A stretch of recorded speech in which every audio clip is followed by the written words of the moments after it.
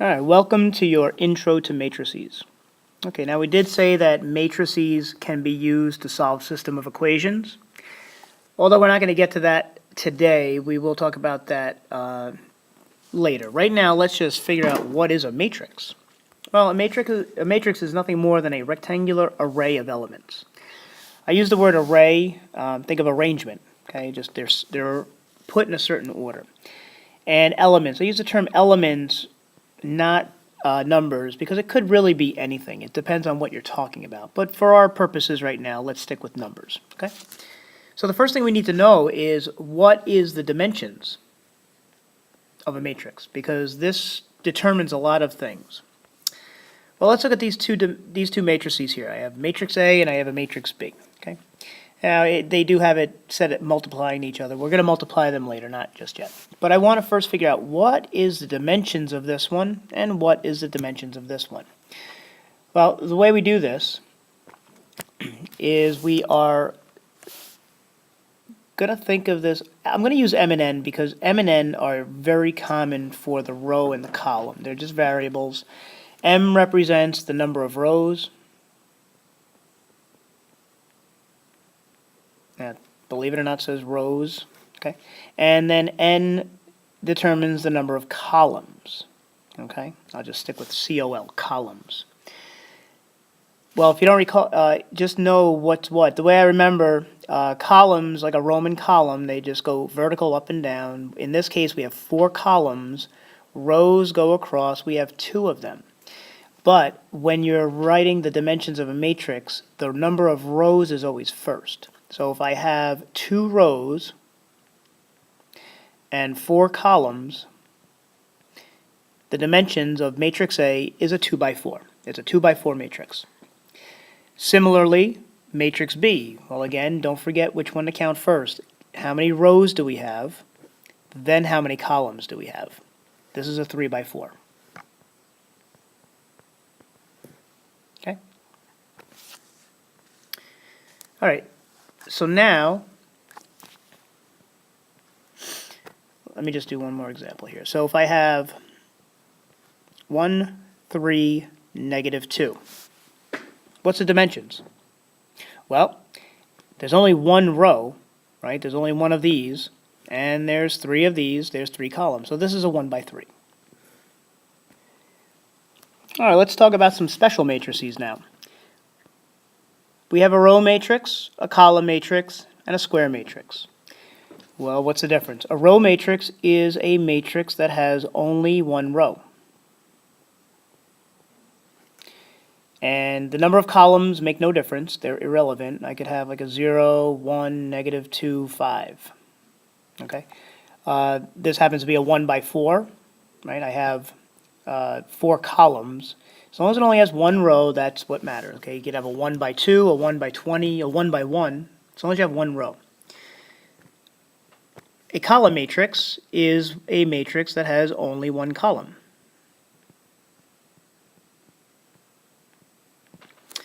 And again, how many rows you have make no difference, as long as you have one column.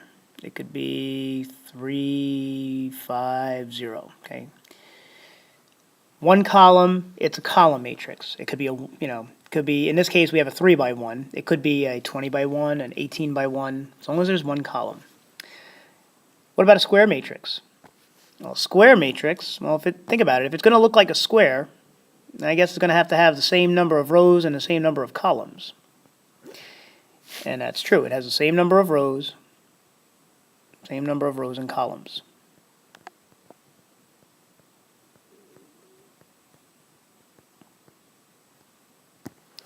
So anything, a 2 by 2, a 4 by 4, a 10 by 10, so long as they have the same rows and columns, it's a square matrix. Square matrices are also identified by the order.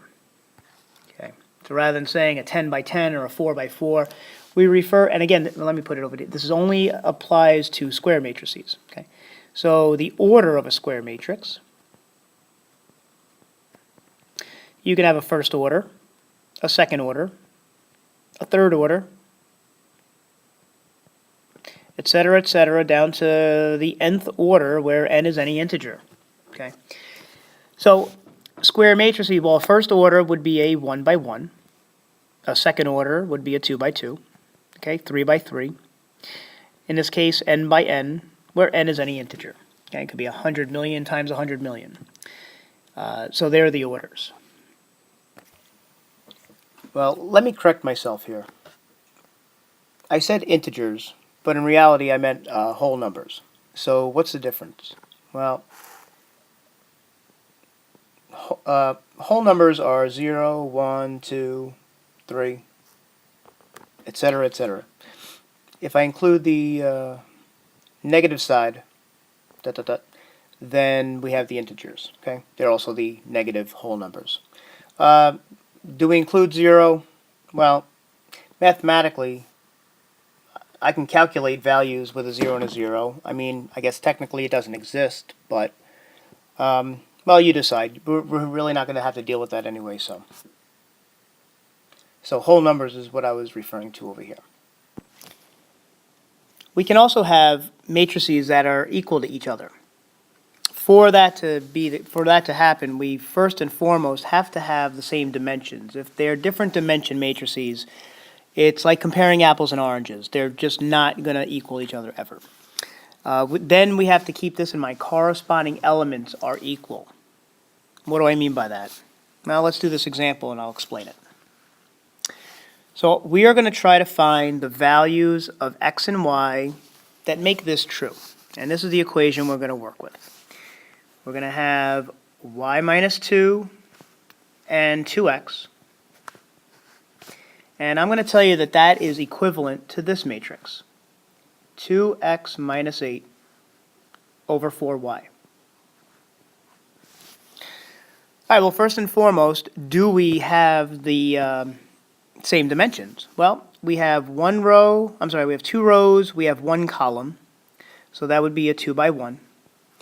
And same thing over here. We have 2 rows, we have 1 column. Yes, they're the same dimensions. So now we can continue. All right, well, let me make this smaller here. Now that we have that, let's set the corresponding elements equal to each other. Okay, we got to do that. So I'm telling you that this one right here and this one correspond to one another. And then this one right here and this one right here correspond to one another. So that means that y minus 2 must equal whatever 2x minus 8 is. And whatever 2x is, that must be the exact same thing as whatever 4y is. Okay? We set the corresponding elements equal to each other. Well, you might see what we need to do, but if not, why don't we do this? Let's take one of these. I'm going to just randomly take this one. It's right here. And let's solve for x or y. X is on the left. I'll just solve for x. So if I get x by itself, you could do y also. It makes no difference. And we are going to, that simplifies to 2y. So whatever x is, we know that that is the same thing as 2 times y. Well, now that we know what x equals, why don't we do this? We are going to take this value and substitute it into where x is. All right, well, let's do that. So then we're going to have y minus 2 equals 2x minus 8, but we're going to substitute in x with 2y since they equal each other. That'll lead us to a 4y minus 8 on that right side. We're going to combine like terms. I'm going to move my y's over. I'm going to move my numbers over. Minus y is going to give us a 3y on the right. And then I'm going to add 8 to both sides, and that's going to give us a 6 over here. Solve for y. You get y is 2. Great. We're not done. The question was asking, what are the values of x and y? All right, well, yeah, you could probably figure out what we need to do now. Why don't we take it, this is the easiest one. I already have x equal to 2y. We now know what y is. Y is 2, which makes x 4. So what that's saying is, if this value y was 2, and this x value right here were 4, they would truly be equal to each other. Okay? And if you plug them in, you can see that. All right, what if we're asked to add or subtract matrices? Well, first and foremost, they have to be the same dimensions. Okay? Just like before, we can't add or subtract if they are different dimensions. Okay. And then it's very easy. We just add or subtract the corresponding elements, the elements that go with each other. So let's do an example. Now let's call matrix A 2, -4, 3, -8. And let's call matrix B -5, 7, 1, 4. Just for the record, you notice me always going across the rows like this with my numbers, not up and down. That's just the general rule of thumb with matrices. You always read, it's the first row elements, then you do the second row elements, then if you have a third row, etc., etc., okay? So that's how you read the elements of a matrix. All right, let's do the math now. So I was asking you, let me change the color here.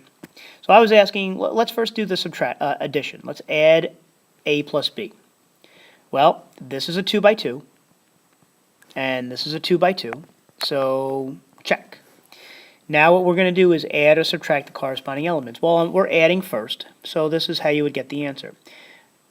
2 plus a -5, right, because these two elements go together. Then these two elements go together. So that would give me a -4 plus a 7. And then I have 3 plus a 1, and then these two go together here, so I have a -8 plus 4. Simplify, and you're going to get a -3. This is going to give us a 3. This is going to give us a 4, and this is going to give us a -4. And there's your answer. What if we're asked to subtract them? Okay. Well, let's change the color. What if I'm asked you to do this? A minus B. Okay, well, I still have my two matrices here. They're a little smaller, but I think we can see them. Well, you do the same thing. You just subtract the corresponding element. So you're going to have 2 minus a -5, a -4 minus a 7, a 3 minus a 1, and a -8 minus a 4. And that, after you simplify, that would give us, what is that, 2 plus 5, so we have a 7, we have a -11, we have a, 2, right, 3 minus 1 is 2, and then a -12.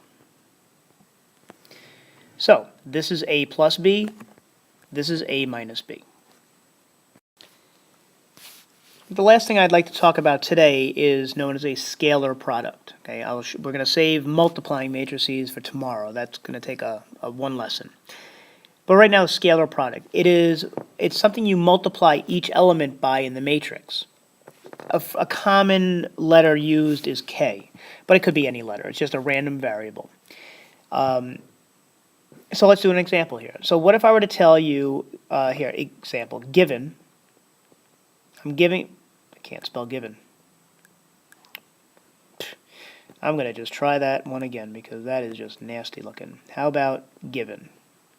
Okay, say we're given this fact, K equals 3, and matrix A is a 2 by 3. I'm going to make it a 2, 5, -1, 3, -2, 4. Okay, 2 by 3.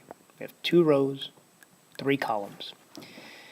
All right, well, if K is my scalar, and I want to, this is going to be the question, find K times A.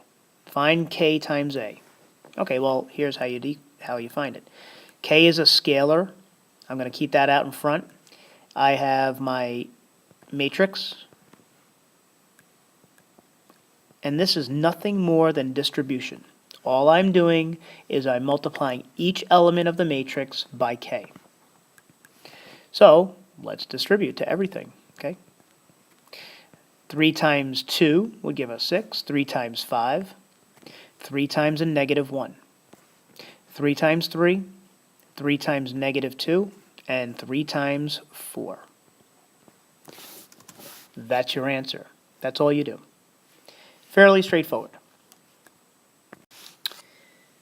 Okay, so hopefully you took notes on this lesson. That was your homework.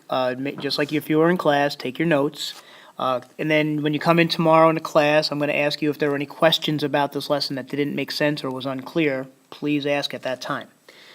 Tomorrow when we come into class, we're going to work on this over here. We're going to work on day 2. Well, let me make it a bigger here, okay? So day 2, be ready to work on those problems in class tomorrow. See you then.